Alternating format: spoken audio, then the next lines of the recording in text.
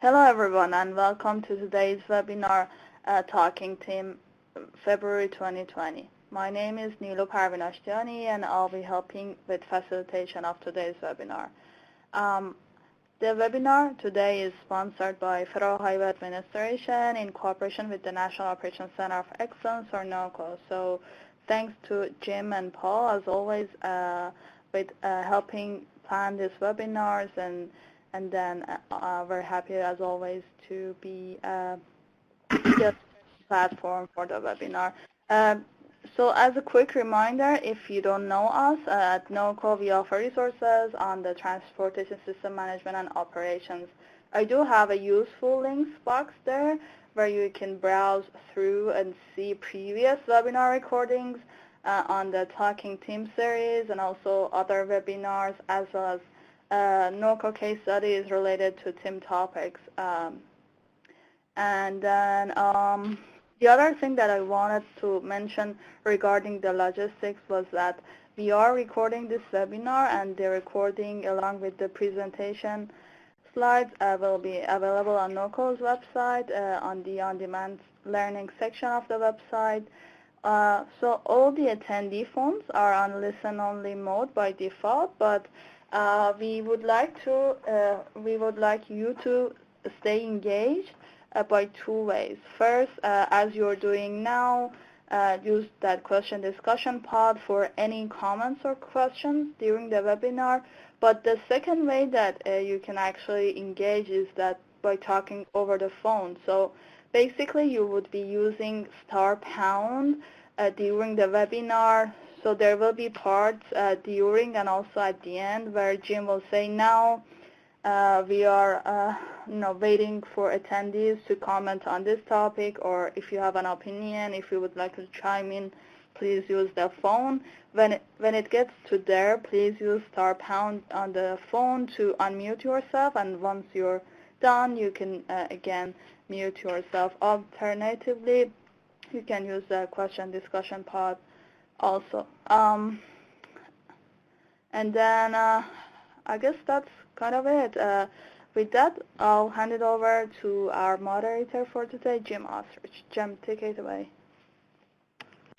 Thank you, Neelu, and a big welcome to everyone today.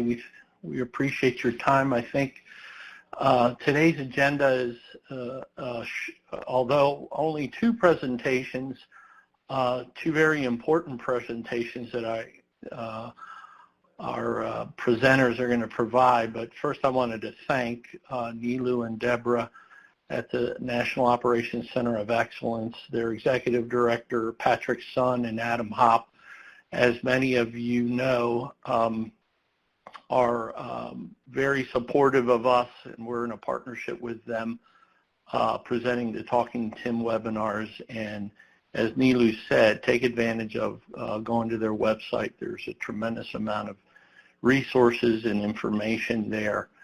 Our agenda today includes a sneak peek, if you will, to the new tool, the Federal Highway Traffic Incident Management Instructor-led virtual training tool.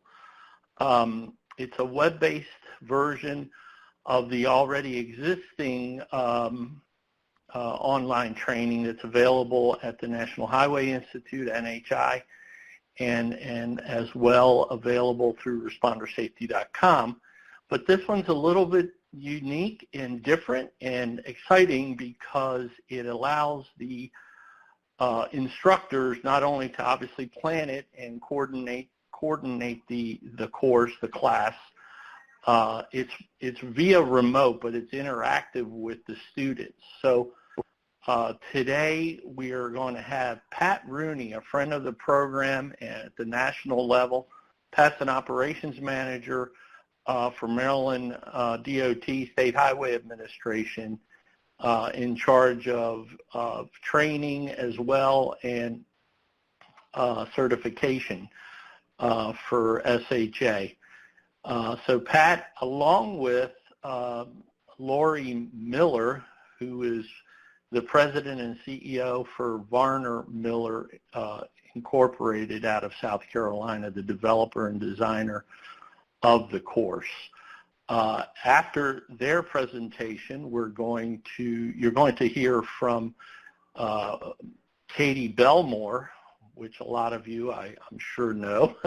Katie is a subcontractor. Well, Katie's an engineer, I should say, a professional engineer, and with the organization HNTB, an engineering firm, and she is a subcontractor to on the National TIM Training Program, and has been for, oh my gosh, close to 7 years or more now. Battelle is the prime contractor with Rebecca Wessinger, I should say, with a W, as the project manager. Katie and I will discuss, and this is the cover slide, where we go from here as far as the TIM training. It just goes without being said, one of the most successful programs at Federal Highway Office of Operations, and Katie, Paul, and I want to take advantage of kind of refreshing you on some of the key parts to keep the training going, if you will, efforts to help you engage your trainers, many of which, as we know, are not training. At least we don't know they're training, and the stats aren't being reported, et cetera, et cetera. And so Katie and I are going to go through some of the facts and figures and ways that you can maybe jumpstart your training and collaborate further with Paul and I and Katie moving forward with 2020 and into the future. So Paul sends, by the way, Paul Joden, our dear friend of the program and leader as well. He is not going to be with us today, but he is very busy at a meeting with the International Association of Chiefs of Police, discussing not just the training but broader TIM programs, and just a whole bunch of exciting things that I think we shared some of during the last call with supporting associations, et cetera. So with that, we're going to go to the presentation with Pat and Lori for the instructor-led virtual training. While this is loading, by the way, you heard Nilu mention Q&A. Please don't be bashful, because there's going to be a lot of information here, not just with the new course here, the new tool, but as I mentioned, the training presentation that if we're not hearing questions, we're going to kind of, put questions out to you. And so just be thinking about anything as we move forward today. So thanks again for joining us. One last thing, I'll apologize in advance that the one video that you're going to see now that we kicked the webinar off with today, it's a trailer video, marketing video for the instructor-led virtual training. And as we've suffered in the past, videos over the internet into the webinar have not been, they're not always perfectly viewed. The audio may be off somewhat, but we've tested and retested, and we're just giving you a heads up, and I just ask for your forgiveness, but you'll be able to get the gist of it and see how cool it is. So anyway, with that, Pat, Nilu, the video, I take it is loading. Yeah, I think it is. Hi, everybody. It's Pat Rooney from Maryland DOT, State Highway Office of Chart. As that's loading, I'll just give a quick background, then Lori can give yours. And last year, I got approached by Jim and Lori to pilot what you're about to see. And coming into it, I've seen so many different variations of the TIM training, over the last 8 years or so. And when I saw this, I have to say I was kind of impressed with it. The online training programs, as good as they are, and hi Jack, I saw you signing on, like the ones with the Responder Safety Network, they just, they're great programs. They're fantastic. But the one thing that, every time we talk to people about them that always comes up is, they miss not having an instructor there. They miss not being able to hit a question, with somebody right there during the training itself. And as we progress through testing out and piloting this, it just really, it kind of answered what all it is. You'll notice that it's the 4-hour program, and the way that it's been broken down, mainly because Lori put the time into it to, took suggestions from us. It was a team of us from, different parts around the Mid-Atlantic region, instructors from fire department, police department sides of the house, and kept banging ideas, throwing them out in the open during the piloting of it. And it was, everything took into it, where this is even easier to break it down into 4 one-hour segments if you have to, if the need arises. I'm sure everybody, all across the country has been having the same problem, that there are just some people that it's really difficult to get the training to. I was, over the last couple of years, I've been, shocked that there are actually people that live so close to the Baltimore, Washington metropolitan area that don't have their own computers. They don't have an internet. It's like, if they go to the firehouse, they can use the computer at the firehouse. But even then, I've found a couple of the fire companies that don't have computers in them, which, kind of shocked me. But this, as long as somebody has access to the internet, somebody has access to a computer, Lori will go over a couple of the things that, some of the downfalls to it, as far as, the more recent Internet Explorer and Google Chrome work better on them than it does some of the older, platforms. But we end up having to, with getting it out there to them and still having an instructor giving the class to them, being able to answer the questions and all. It just really opens the door to a lot of things, the question and answers, the what ifs. And you're going to notice that as we, get into showing the maps that can be used for, you could do a tabletop exercise right on the screen with them. Move cars around, move the emergency equipment in, show them what you mean by the correct positioning of vehicles responding out to an incident.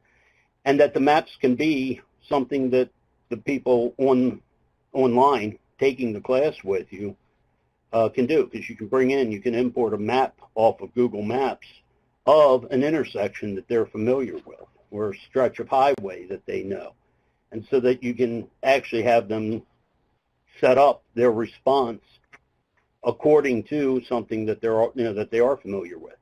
It can also be used as an after-action review.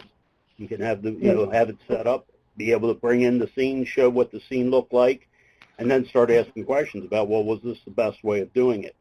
Could you have done it better this way? Yeah, Laura. Yeah, I'm going to go ahead. I've got the video loaded. This is the video trailer that is going to be used for the marketing. Oh, okay, good. Yeah, I was waiting for you to. I thought you just run it.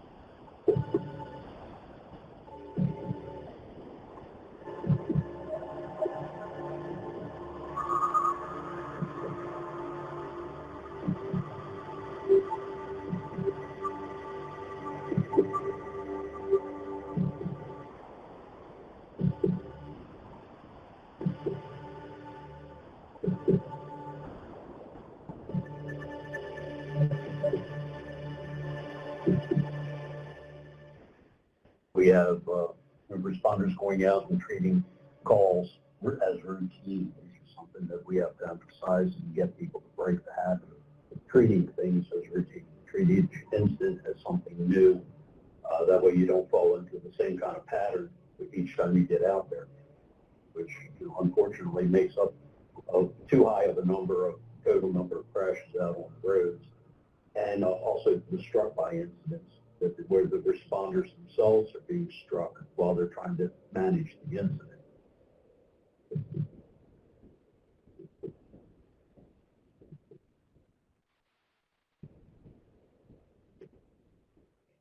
The TIM training helps get them in line with each other. That's why we try to teach the classes in a multidisciplinary setting, getting all of the different responders, the police, the fire, EMS, the tow operators, and all into the same class and taught the same way with the same material so that they have an insight into what everybody else is doing. And also stops asking questions at the scene and taking that extra time to figure out what everybody is doing when everybody should already know what they're doing out on the scene.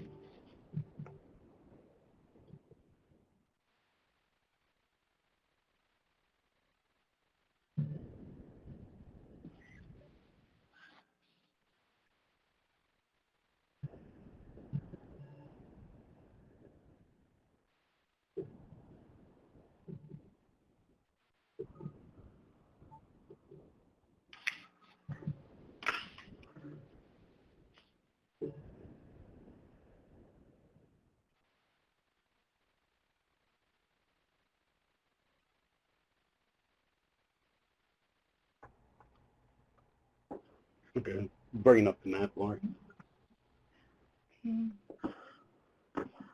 That's what, just, that little preview to get people stirred up about taking it, letting them know that it's out there. This is an example of the map that you can bring up as, the tabletop exercise for the class, or if you're going to do an after-action review. It's just something that a lot of people don't realize that can be done, you put enough time and effort into a project. You can move the cars around. You can bring a fire engine in. Good Lord, grab a. Okay, you can put the police car in first, or the. Make sure you grab the right one. One below it. That one. There you go. And you bring them in, and you could drop. It's a drag and drop kind of situation where you can just bring the equipment in, show where you want to set them up. Once again, if they've set up somewhere before and they said, well, this is the way we've done it, how better can we do it? Let them show it to you first, and then go right back in and reposition things so that they can see it better, so that they can get the idea about what you just finished teaching them in the 4 hours of class. Or even once if you're used to doing it, if you teach a lot of classes, where you can kind of like throw this map up in the middle of the class and show them what you're talking about in that lesson. Safe vehicle positioning. It's one of the ones we always have a lot of discussions on as soon as you start talking about it. We've always done it this way. If you want to talk about taking a fire engine and blocking to the right on the right side of the road, and get them to understand, if somebody hits that, it's going to come right into your scene. Okay, they'll careen off the right side of it, come right into where everybody's doing the work. And if you show it to them on something like this, they might give the picture a little more, make it a little more evident to them that, oh yeah, maybe things like that can happen. Maybe we want to avoid doing it that way. And then, like you can see, it's easy enough to do. Lori can grab the vehicles. She's putting the vehicles around at different places where you want them. You can show people that at an intersection like this, making everybody make right turns is an option, so that you can keep the traffic flowing through, getting past the scene. At the same time, without having to worry about the crossover traffic or people coming straight through your instant scene. So people can do that, and that's where not only does it serve as something good for an after-action review, planners can also look at it. People, with something new, a new way of responding to an incident, saying, oh, well, wow, hey, we're taking over this territory. Maybe we need to look at how we're going to respond into a situation like this. And as updated as Google Maps is, sometimes you might end up having the same intersection that we have up on the map right now. Okay, well, in 6 months, they might tear that up and put in a traffic circle. And, well, if you have to, you could even go in and edit that. You could do a capture on that, edit it, put a circle in, or put the cones around to form a circle in the middle of the road there and say, okay, now this is what the road used to look like. This is what it looks like now. How can we respond to incidents as we get them there? Laura, you want to add? Okay. That you covered it pretty well. What is really good about this is the flexibility of the location. So wherever you are, you can find a piece of highway, or you can find a trouble area that you want to use as an example scenario and create the map that is customized to your particular location. We've got a number, and we can add different. We can add helicopters.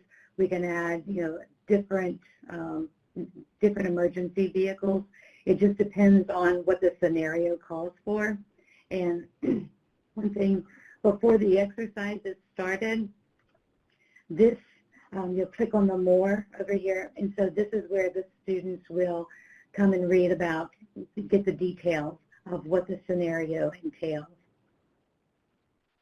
And then they can go and what is really good about this is, as Pat was saying, it's a multidisciplinary exercise. So you can be a tow truck driver, fire and rescue, law enforcement, whatever, and you can work together as a team even though you're not in the same location. And that's what's really neat about it. You can have people from all across the state, all across the country, get a class, and get it. And, with having it broken down into 4 segments, that works really well too, because, suppose you're teaching a couple of the outlying volunteer fire companies, and they can only afford to give you an hour a night. And so you schedule 4 hours each night for, like a Monday through Thursday, and they can log in and take it. It also makes it good that if you get stuck like I do a lot of times, you might be teaching at a fire company and they end up getting a call. Well, instead of having to stick around till they get back or do something, you can be teaching the class in person, and then to get them caught up, or the ones that had to respond out to a call, you can just have them be able to get online with you and give them what they missed from the classroom and do it online with them so that they can, so that they actually get all 4 hours of the training in. Okay, you want me to go ahead and put the slides up, Pat? Yeah, you can do that. Mm-hmm. Yeah, Lori and Pat, as you're loading those slides, Lori, just want to remind everyone, this is, as the slide says, this is just a sneak peek of the tool and in draft, if you will. The video that you saw earlier, there's actually a few more that Lori and her team are developing for marketing purposes.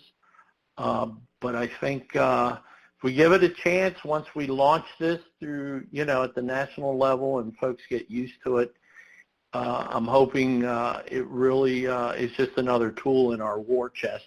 We'll be working on trying to develop this for an iPhone and Android apps, so that many of you, responders who, don't have access to a laptop or whatever, and just honestly prefer to use their mobile devices, that they can actually participate through a mobile device.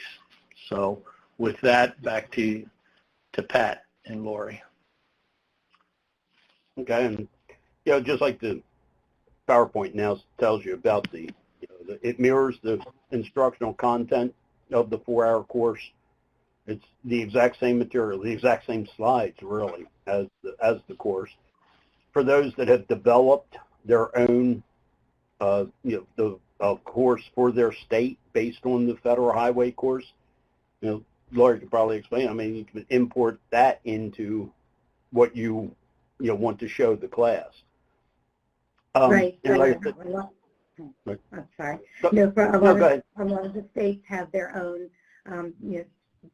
based on what the laws are and different procedures and things.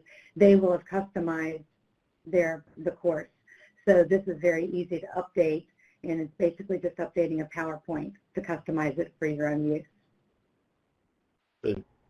And like I said before, one of the biggest points about this is it enables the participants and the instructors to interact.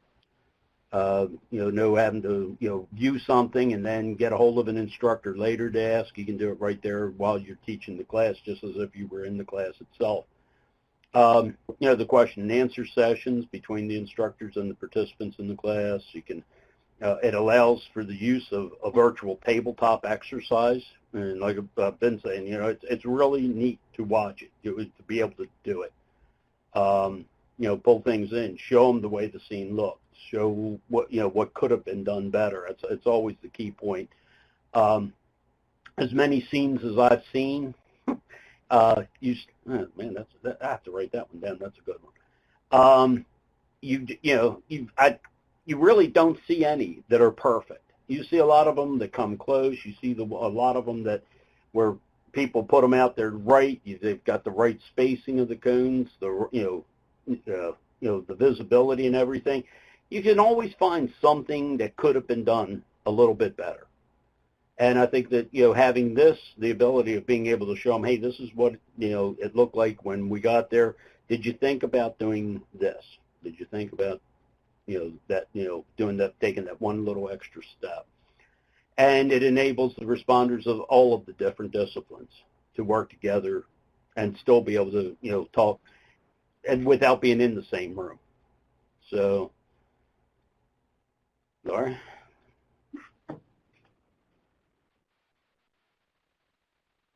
So, it's important to get them out. I don't know about whether everybody has run into it, but we've gotten a little stagnant in Maryland. Like everybody that wanted the training has gotten it. Everybody that had to have the training pretty much, the ones that it was drilled into them, hey, you got to go get this, have gotten it. But now all of those that need it to be able to respond out there on stuff, but that they don't do it all the time. A lot of the volunteers, especially the ones in the outlying areas that don't get as many calls, they're just like, okay, well, yeah, we'd like to have it, but, we don't know when. One of the things that we've been putting together here is to find out how many of our instructors, we've got almost 300 people have been through the Train the Trainer. But, we're probably, maybe a dozen are actually teaching it or actively going out there and training. So, that's what we want to be able to get more people to do, and this might be able to help them because a lot of our instructors are volunteers. They have a full-time job Monday through Friday, and then to try to get them to teach something either in the evenings or on weekends, a lot of times you just can't do it. So, we're hoping that this might be able to help get that point across. So, this opens up. It's just like Jim said. It's just another tool in our toolbox to be able to pull it out and say, okay, good. You've got all these people. Well, we'd like to help. This is how we can get it out to all of them. And this is the way that Lori broke it down. And like I said, the 4 segments, those 4 blocks. Spaces it out evenly. Gets allows for the time to get through all 9 lessons, and you can, it's still able to be, to get out there that way. If you want to break it down into, 2-hour nights, you can do that by doing blocks 1 and 2 together, and 3 and 4 the next night. So it's set up in such a way that the instructors can just follow the way that this, presents itself to them, and that's able for them to get it out there just a little bit better, a little more efficiently. You want to talk about that one, Laura? Okay, so so as we demonstrated before the interactive exercise, this is an online collaborative tool that not only you can use this for the tabletop exercises, but after, as Pat was saying, after action reports and for planning and so many other purposes. It uses real-time maps and locations that are customized for you. And so like I was saying, if you have a particular piece of roadway that creates a lot of trouble, or there's always been some issues with the response team, this is a good way to practice and prepare for that. And it's good that you're able to work as a team to practice the response procedures. There's one thing, the browser compatibility, because this is built off Google My Maps. Obviously, Google Chrome works the best. Safari works just as well, and so does Internet Explorer 11. We have found that IE8 and Microsoft Edge are not very compatible with it. So that is a disclaimer before the classes get started. And just a quick little overview of how to use the maps. Each of the participants will select the category of the responder vehicle. And so you'll see over here on the left side of the screen, there are various categories of helicopters, fire truck ladders, fire truck, or fire engine pumper. So you would choose which responder you're going to represent in the exercise. And then you'll select the angle of the placement of the vehicle. So you saw how we had various different fire trucks and police cars that were in different angles. You will look at those and decide what orientation you want them to be when you place them for your response. And it's very easy just to move the icons around. You just, if you click on it, you double click the icon, and then you're able to just drag and drop. So it's a very easy to use interactive exercise. So you can have your virtual tabletop exercise in a new way. It takes some of the fun out of driving Hot Wheels around on a paper map, But just talking about this, it's a different approach to getting the TIM training out there, and I've played around with it a good bit after we did the pilot, just to kind of get the feel of it.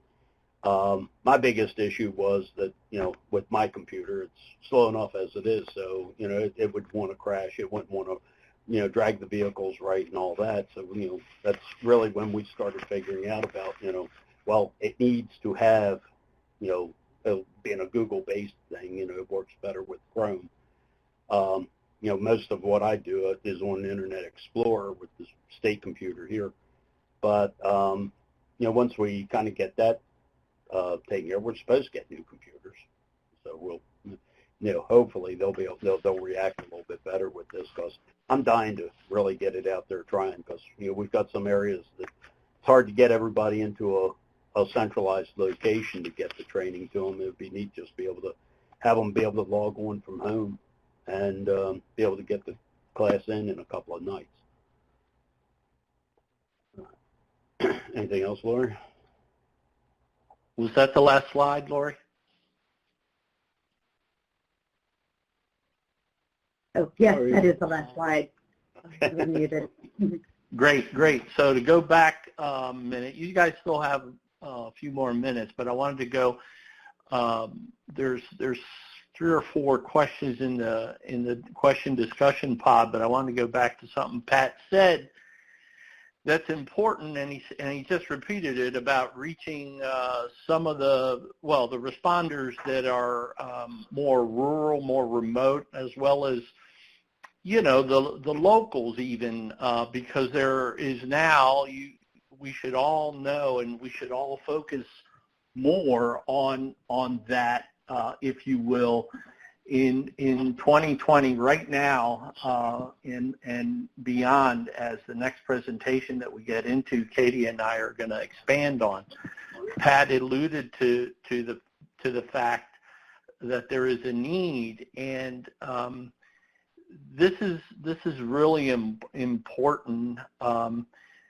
Once we launch this, I didn't mention that as part of the package, and then I'll answer the questions here. As part of the package, there's an instructional guide that's been developed by Varner Miller, Lori's team, as well as a tutorial, a PowerPoint tutorial. And as long as you have the right equipment, hardware, software, you do your marketing with the announcement and the video trailers that, again, Lori's team has developed, should be able to, you know, conduct this virtual training with, you know, a little bit more excitement, a little bit more involvement and interaction with the students. So starting from the top, Paul Prasad from Connecticut asked the question, will the virtual tabletop allow for use of local roadways through Google or other mapping software, making it a little bit more relevant? And the answer is yes, Paul. I think Lori alluded to that earlier, but that's just definitely one of the benefits, you know, whether high hazard, you know, crash location, intersection, or section of interstate. I hope that answers your question. Dennis, and I apologize if I mispronounce your name, Caltagirone. Will the virtual tabletop be available to instructors at no charge, or will there be a charge? Right now, there's no plans for charging for the tool. We're going to work out, again, through the launch, some, you know, the marketing. And by the way, right now there's no plans to have it reside any, you know, like at the National Highway Institute, which is a training on federal highway. It'll basically, the tool will be available, and you basically take it and run with it. You just have to get your community, your students, what not to have the correct hardware as well as software. And I believe that you have to, if you don't have one already, sign up for a Google My Map account. I think it is, Lori, the account name. Actually, yeah, all you need is a Gmail account to log in, but there's also a way to make the maps public so that you don't have to log in as well. Okay, very good. And our friend Joanne Blyton, president of the Towing Recovery Association of America, asked, will the virtual tabletop allow instructor in Montana instruct another state? How long in time is the marketing presentation? Joanne, the question about interstate, you know, technically you could do this. I'll defer to Lori to make sure, but technically you could do it where you train, you know, other responders in other states. Lori, do you want to chime in? Yeah, you certainly can. It doesn't matter where you are in the world, actually. You just choose the location on the Google map and build it, you know, with the icons. And there's instruction on how to do that. And we've got a tutorial and instructor guide on how to build the maps, to customize them. But you can have anyone from anywhere log in, or just go to the link and go and interact with the map. And you know, one thing that's good about this is you can choose the location. You can choose the type of scenario that you want to talk about. So it's very easy to do that. And Jim? Yeah, and just like yeah, when I Pat. teach, I teach a lot of the classes that I do over on the Eastern Shore. We also include the folks from Delaware. And I have this one presentation, the one PowerPoint for the class that I have that talks about Maryland law and Delaware law, so that it has a copy of the Delaware law in there. So once it's in the PowerPoint, the PowerPoint gets implemented right into this, and can be just be using the same PowerPoint for the class. Yeah, absolutely. A couple cautionary, back to Joanne's question about out-of-state participants, and that comes to mind, and that is, number one, as Pat said earlier too, you have the ability to customize it to be state-specific, as the in-person training as well as the web-based training at NHI has been done by a number of states, customizing to their laws or what have you. So that would be one glitch that may be a problem, Joanne, with a student out of state. So you might want to stick within your state, and then that also the statistics, the counts for each state may be problematic. I'd have to ask Katie if we'd want to deal with that. One of the things we're going to have to do is build in another line, if you will, into the SharePoint site. The reporting as a whole is a big concern. We're going to talk about that in a minute here with in the next presentation, but also to Pat's point with the trainers, the instructors that aren't training. But I definitely want to make sure that the statistics for those that have taken the instructor-led virtual training modules, that they're counted, and so it's going to, we're going to rely on the instructors to report that into SharePoint directly or through a single point of contact or whatever the case may be. Katie, do you want to jump in real quick there if I missed something? I think I'm unmuted. So no, that's as long as we have the state where the person is from, we can count it and create something that adequately addresses where they're from. So we can do it that way. Okay, thank you. Keep the questions coming, but I don't want to hold things up with our next presentation. And then how about if we try to field all the other questions from Claire and Brian and anybody else who poses a question. Is that okay with everyone? A big collective yes.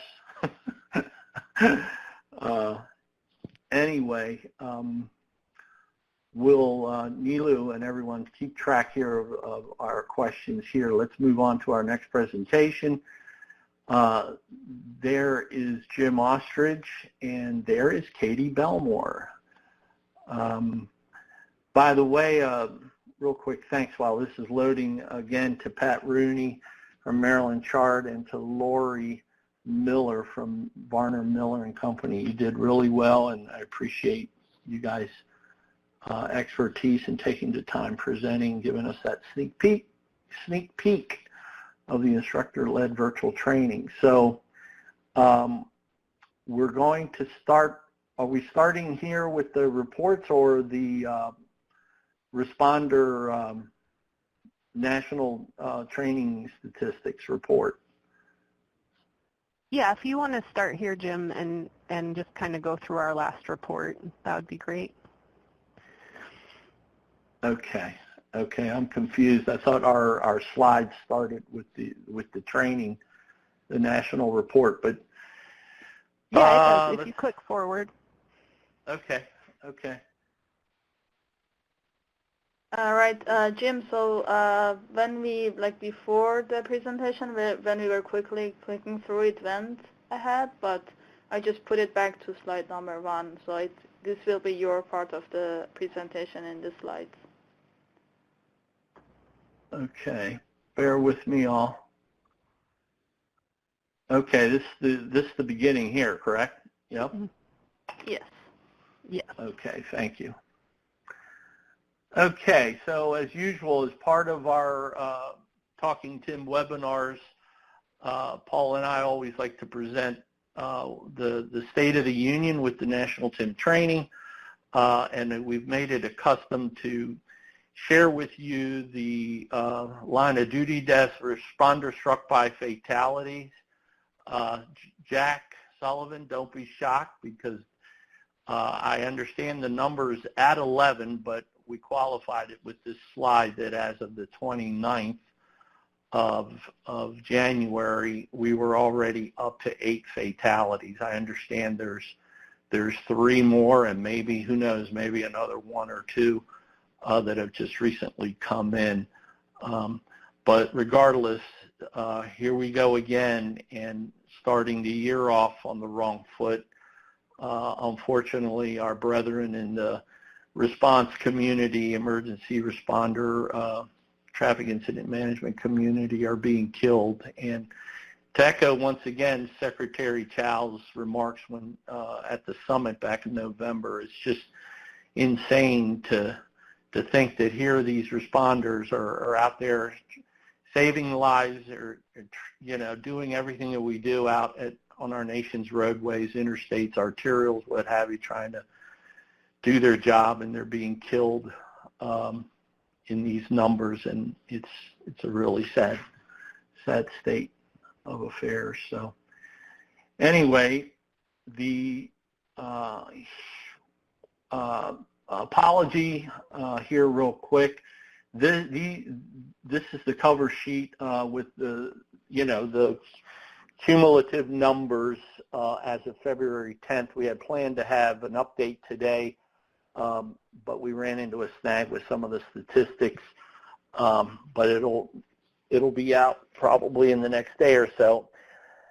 Regardless, here we are as of the 10th, over 460,000. Huge number in our march to 1 million or more. I won't go all over the other 3 banners, if you will. You can see it. And we're going to talk more here in a few minutes, as I said, about training, do's and don'ts, and suggestions to help you, the community, kind of kickstart your programs, if you will. We've started the new year, and it's a great opportunity. So here's the national map showing the trainers so far since inception, that summer of 2012. And we'll talk a little bit about train-the-trainers as well, what you can do to lead your own, because many states are leading. I'm really happy to report their own train-the-trainers, and it's a vital part of keeping your trainers active, and the number of trainers out there. Most of the trainers are volunteers, as Pat said earlier, and you heard Pat be very honest that Maryland, and Pat, I should know that it's not just Maryland. Many states, slow down. Things naturally have peaks and valleys, and the training is no different. But you, as the leaders in your state, thank goodness, along with your stakeholders and your partners through your committees and whatnot, can are keeping the TIM training alive and moving forward. Here are the number of trainers. Like I said, we'll talk more about that. Here is the map with, whoops, my PC's a little too quick. So this map shows both, right? The in-person and the web-based underneath. don't need to belabor this, but I can tell you that it is growing, the use of the web-based training. And when we launched the instructor-led virtual training, just another tool in the arsenal to help us reach our responders. Here's the total trained.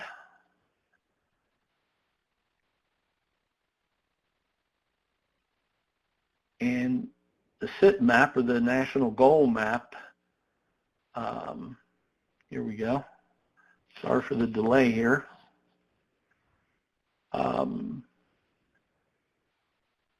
Huge accomplishment. We're up to 21 states now that have met the goal of 45% trained. And what you're going to hear Katie and I talk about here in the following presentation hopefully can inspire you to, take a closer look at your training program, how you can bump up the numbers, if you will. Please don't take any of it wrong. It's just that I've shared with Paul and everyone, the work that you guys are doing. It's so remarkable. I mean, seriously, folks, the way you're saving lives and how this program saves money and time, congestion mitigation, and just, potential of more fatalities, the motorist safety, everything. We're telling that story, and we need to ramp up our efforts here in the new year and beyond. Here is the bar chart.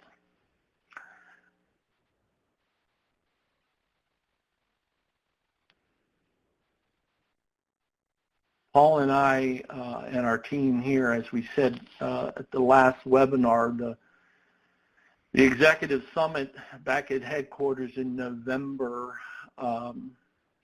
the leaders that were there, executives and CEOs from all the major public safety associations and some non-traditional ones that we mentioned, like the League of Cities and the National Governors Association and AAA, et cetera. We're all of the efforts that are coming. They're already happening. Paul and I are being invited, and our director Curley, to make presentations at a lot of these new organizations that want to help us spread the word of TIM, not just the training, data collection, UAS, traffic management center, and the integration of CAD and all these things. Now is our opportunity, and we must take advantage of that. So we're going to be very busy in 20. So let's see. With that, let's see. Okay, here we go. We're going to go right into this next presentation. How about a time check? We're at 2:24. We'll see. We may even have a few extra minutes that we can give back, but let's get right onto this, and I'm going to turn it over initially. Katie's, Katie? Oh, yep, okay. Thanks, Jim. Take it away. So like Jim said, we've been really looking at how can we revitalize things and how can we also help out the states here in 2020. And so one of the things, and I think we've been mentioning it as we sent out the reports, is that we're going through an effort to reach out to all the Train the Trainer participants, so anyone that's gone through a Train the Trainer class. And there were two things that we were trying to do with that. The main purpose of the email is that we've attached a copy of the records that are in SharePoint for the responder training, so just for the 4-hour basically in-person or a variation of that, right? So we have the list from SharePoint for each state, and we're sending that out and basically just saying, can you take a look at this list, make sure all the classes that you taught are accurately represented, and if they're not, let's get them entered in SharePoint. And we make sure that we let people know it doesn't have to be just for 2019. It can be for any year. We just want the records to be as complete as possible. So that was kind of our main purpose of that, because what we're going to do is keep that open through mid-March, and then at the end of that time period, so like March 8th actually, so in a couple weeks, I'm going to pull that data and we'll have like our official where were we at the end of 2019. So we're hoping that we see a little bit of a spike in reporting because we're doing this outreach. And so we started that late last week, and we're hoping to get it out to all of the states by the end of this week. It's a little bit more complicated than just one email, obviously, because you guys know a lot of states have people using SharePoint, but we also have states that have a different process, so we have to make sure that we're sending the right message out in each state. And so there's some states that will be coordinating with the state point of contact. For instance, in Florida, they use a central email that it goes through, so we just want to make sure we're giving the right information to each state. So that's the first part of it. The second part of it is just sending an email out to all of these names. As you guys saw in the report, it's over 13,000 people that have gone through a Train the Trainer session. You know, are they still active? How many of them are we actually going to get returned? And so we're trying to capture that data and then also provide that to the states. So you guys, where are we really at? And how many we have lost just to, you know, basic turnover, right? People leave and go away at agencies. And then we also get some responses back from people where they say, I'm just not interested anymore. Can you take me off the list? And that's fine, and we're tracking that as well. So where are we tracking that, and how are we going to, you know, relay that information to you guys is really what I want to go through next. So this is just a snapshot of the state reports that we've been working on, and these are a couple pages that are PDFs. But what I'm going to do right now is actually take you through the Excel spreadsheet and see all of the data, and hope you guys get a better understanding of what data we have and how we're going to use it, and how we're hoping to you have that information to help you. So let me share my screen. Okay, so real quick, I'm just going to click over here. This is just Arkansas. I just picked a state at the beginning of the alphabet. And like I said, the reports that we're going to send out are going to be everything that's happened through December 31st of 2019. So this, I just want to click over to this spreadsheet real quick. And this is actually the sheet that was attached to each one of these emails, right? So this is the list for Arkansas of every single record that has ever been entered in SharePoint. So this is where someone can look and say, hey, I taught a class, you know, last September.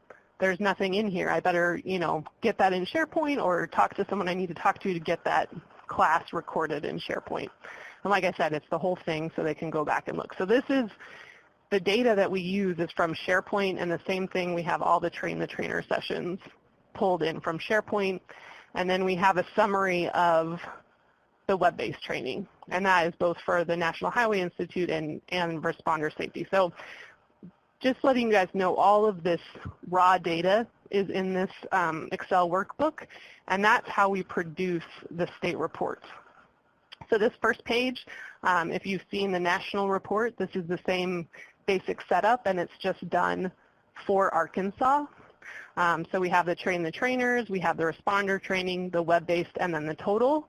And then we're also tracking the numbers that you as a state have provided us of the total to be trained. And then that is just represented below in a bar chart.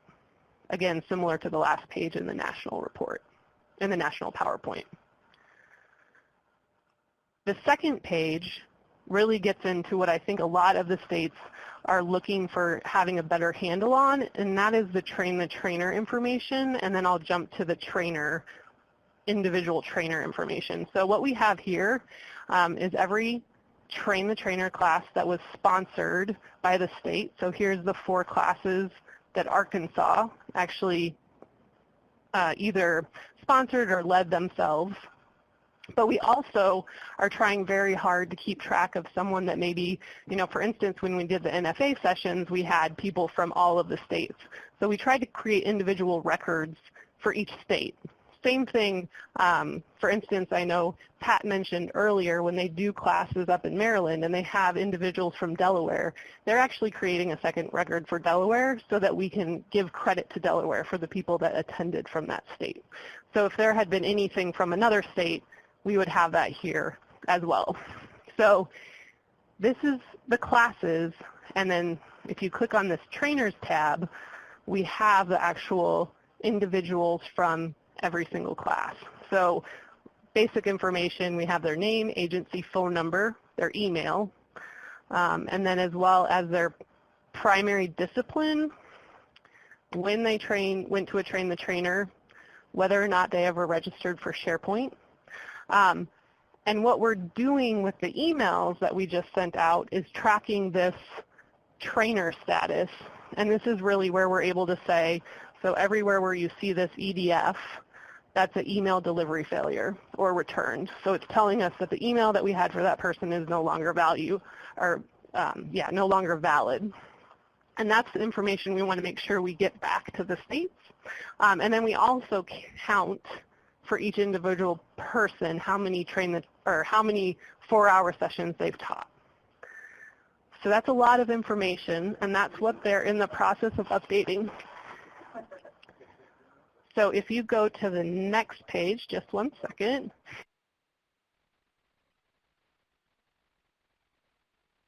So if you go to this page, a summary, this is where that information of the total participants. But then I also want to let you know, 20 of those people went twice. And then also we have sometimes it was maybe taught by a master instructor, or we have records where someone taught a class, but we have no record of them training or participating in the Train the Trainer. So that gets you to the actual number of unique trainers that each state has. And then with the last thing that we just added with the trainer status, we can go back and say, and of those 157 people, 33 had emails that are no longer valid. So you really only are working with a group of about 123 people. So that's a lot of information, but these spreadsheets have a lot of information, and I just want to make sure you guys know what you're going to get and have a good idea of how you might be able to use it. So that is the second page, and then we also kind of summarize, we developed levels for the number of sessions that people train, and this kind of tracks those levels and how many of the trainers participated or are at that level, right? So then the final page I'll just touch on real quick is page 3, and this just gives another summary of how many responder sessions occurred, how many people were trained, and then we kind of break it down by month and year. So that's just different ways to display the data for you. So I think with that, I can stop sharing my screen. We'll go back to the PowerPoint.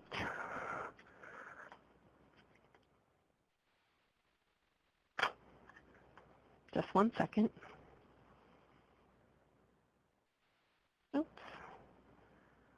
We'll go back. Okay, so the first 3 pages that I showed you guys, we always make a PDF of, because I know if you're sharing this information, that entire Excel workbook is beyond anything that you would probably want to send to everybody. So like I said, we just you can have a PDF that just has those first 3 pages, and it looks similar to this sheet that we have up there right now. So the second part, so one part of it is really giving you guys good information on your current trainers. The second part is we're looking at that information, and Jim and I and Paul were thinking through how do we want to set up a goal for 2020. And what we'd like to see is an overall increase of 10% from where we are right now. We're at 39.8. So our goal for the nation overall is to try and get to 50%, to have half of the people that we've identified as needing training trained.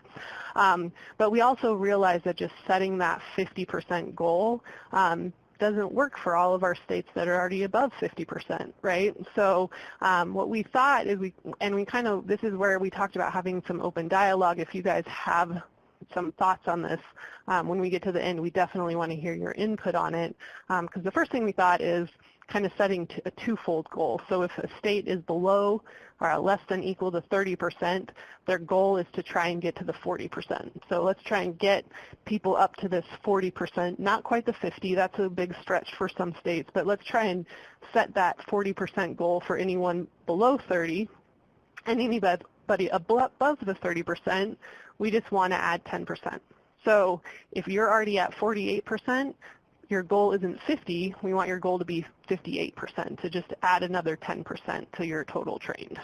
So hopefully that makes sense. And like I said, we want to get some feedback on this before we just say this is the way it's going to be.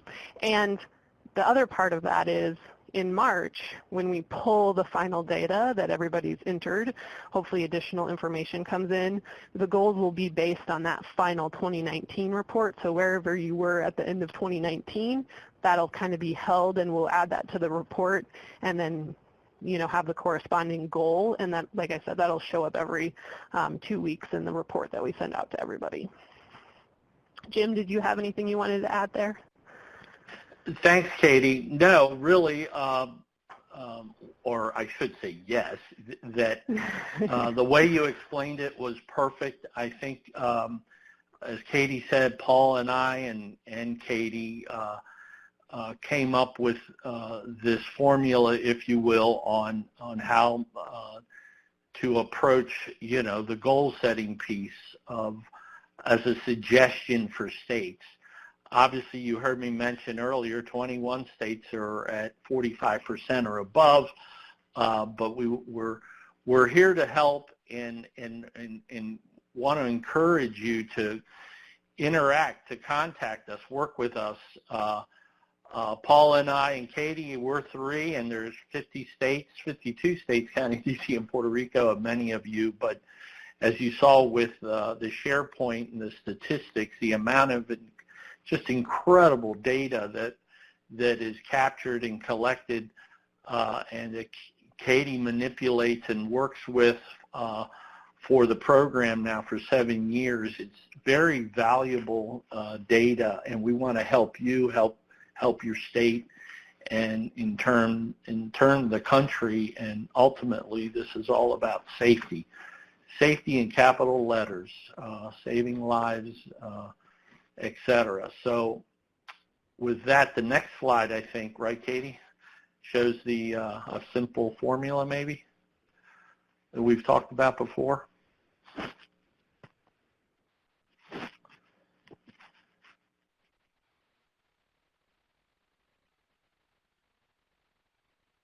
Go ahead, Katie. This is an example that we used a number of years ago, actually, when our dear friend at FHWA, Lori Radow, was with us, and many of you know Lori, and who retired. But this was her way and of just putting it on a very basic, simple level. Katie, go ahead. You do a better job. Yeah. Can you hear me okay, Jim? Yep. Okay. For this one, really what we looked at is just saying, if and this isn't based on any state, I just made up numbers. If your goal is 25,000, and right now you're sitting at 8,750, that's basically 35% trained. So your 2020 goal would be 45%, and that's where that 11,250 comes from. So you could say, what does that mean, right? What does our 2020 goal mean? And what it means is that we need to train 2,500 people in this year.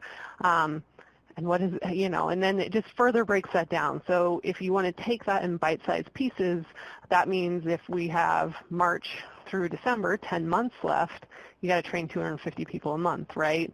And if we look at an average session that has between 20 and 25 people, and that can vary by state. Some have smaller classes, some have larger, so you got to kind of think through how you guys are training in your individual state.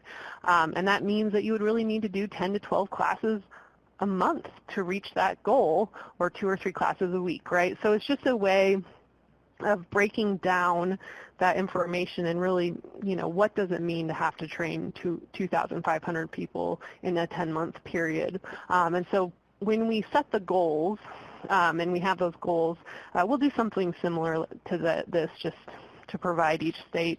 Certainly you guys can look at it however works best for you, but we just thought this was a nice way to break it down and understand moving forward. So, Jim, anything else there?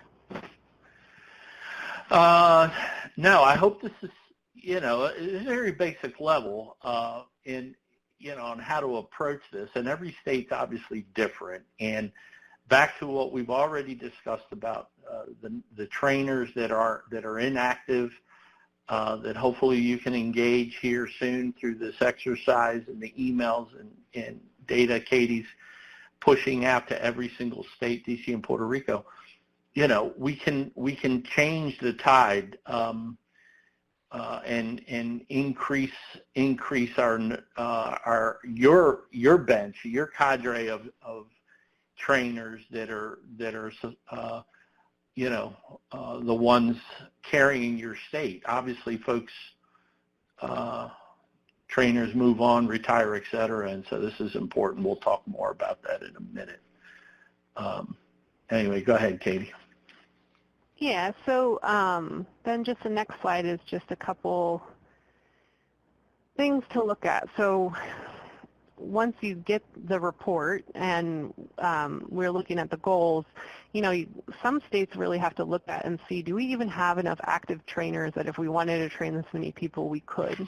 And if you don't, there's a couple, obviously another train the trainer session is one of the things, and most of us out there doing them on their own now, and just the best that we can coordinate them with FHWA just so we know that they're happening and that we get that final list of attendees is super helpful. And we are actually putting together just like a quick one-pager for states that put on Train the Trainers, kind of a list of things to consider, but then also what we can do to help you. For example, if you send us an electronic version of the sign-in sheet, I'm happy to make SharePoint accounts for you guys. But we don't necessarily, to be completely honest, have the manpower to be typing in and trying to decipher handwritten sign-in sheets. That is just something that we don't quite have the support for, especially when we're looking at, right now we're have over 450 Train the Trainer sessions that have taken place. So, and FHWA does have limited ability to assist with the handouts and the materials for the classes. So that is obviously a request that you would route through Jim, and he would coordinate that with you guys.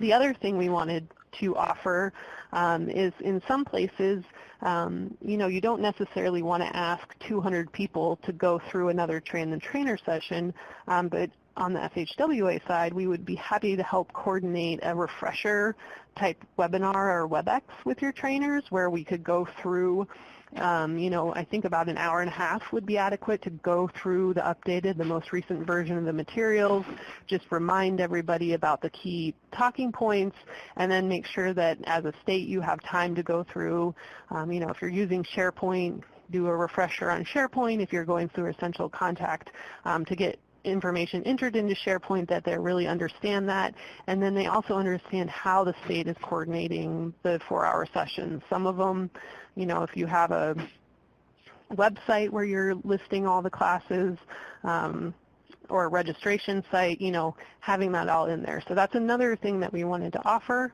And again, any requests to have that should go through Jim, and I think that would be pretty easy for us to help you guys with. So, and just a couple other considerations are up here on the, making sure that you have the support that you need and the resources to do the training that you need to get done. And then I know Lori would always point out, typically November and December are great times to try and get a lot of people in training. So, when you look at 10 months, maybe you can't actually count on training 250 people in December. So how do you kind of spread that out throughout the year to account for different things like holidays and hunting season, I know, was always a big issue in Wisconsin. So there's different things like that in each state where you have to consider. So. Exactly. Very good, Katie. And again, to echo Katie, Paul and I, we're all here to help. This exercise, this presentation is really meant to kind of rejuvenate, if you will, our efforts to train our responder population. I do have some availability of resources with manuals, train-the-trainer manuals, and thumb drives. But it's up to you through your committees, as Paul and I and Katie, we always say, and you all know, really, your stakeholders at the table, whether it's monthly, quarterly, or twice a year, whatever the case it is, you need to get together and discuss, how we can ramp up the training and set some schedules and so on. I'm, as I said earlier, I believe I'm always happy to hear that, like, for example, Tennessee, I think it is holding a train-the-trainer in April, and I hear from time to time, but I don't hear it all the time. And that's exactly what we want all the states to do, or at least consider, and keep the ball rolling, if you will. Is there another slide, Katie? Just a contact slide. Okay, the contact slide. Okay, which I'll leave up. And time check here. Go ahead. Oh, I was going to say I was going to answer a couple questions in the chat pod. It looks like we have about 12 minutes left. Yes, that's exactly what I was going to say. Thanks, Katie. So if we could take them in the order received, Nilu, can we scroll up to the last one? I think it was either Brian Purvis, and then take them all the way through. I think she's opening up the Q&A pod in a larger window. Thank you, Nilu.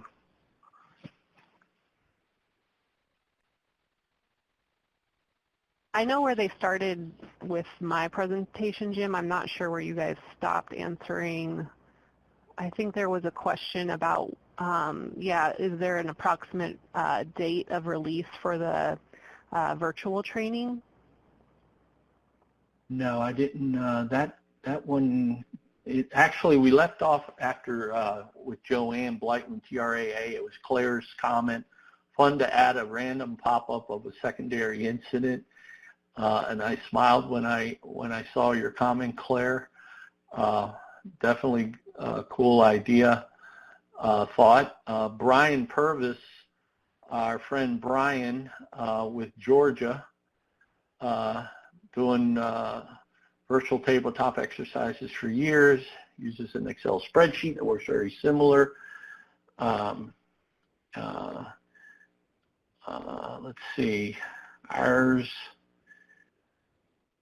Okay, yours doesn't require internet. Ours is much fancier. Thanks, Brian. Paul acknowledged his question, response to his question. And then Robert Pamakala, is there an appropriate date for release? There it is. Okay.